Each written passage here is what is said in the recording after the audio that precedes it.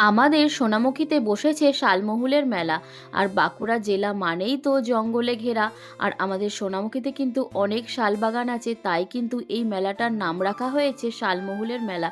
নামটা কি ইউনিক না? আর সেটা দেখব বলেই কিন্তু আমি, বর্ষা, আমার দিদি তিনজন মিলে সন্ধেবেলায় বেরিয়েছিলাম।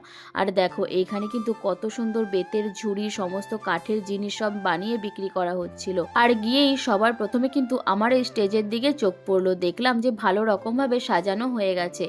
যেহেতু আজকে একজন ভালো সিঙ্গার আসার কথা, তাই কিন্তু স্টেজটা খুব সুন্দর করে সাজিয়েছে। আর গিয়ে একটু খিদে পেয়ে গেছিলো, তাই সবার প্রথমে কিন্তু এই মোমোটা নিয়েছিলাম। আর মোমো খেয়ে চলে এসেছিলাম একটু ফুচকা খেতে। মেলা মানেই তো একটু ফুচকা খাবো, সেটা তো একদম কমন ব্যাপার। দেখো তারপরেই কিন্তু এরকম সামনে এসে দাঁড়িয়েছিলাম, যাতে ভালোভাবে আমাদের সিঙ্গারকে আমরা দেখতে পাই। আর সিঙ্গারের গান শুনবো, সেটা আবার সামনে থেকে শুনবো না, সেটা তো কখনো হতেই পারে না। আর এরকম সামনে দাঁড়িয়ে গান এনজয় করতে আমার কিন্তু খুব ভালো লাগে। আর তোমাদেরকে দেখছো, বলাই হয়নি যে আজকে আমি কার কনসার্টে গেছিলাম।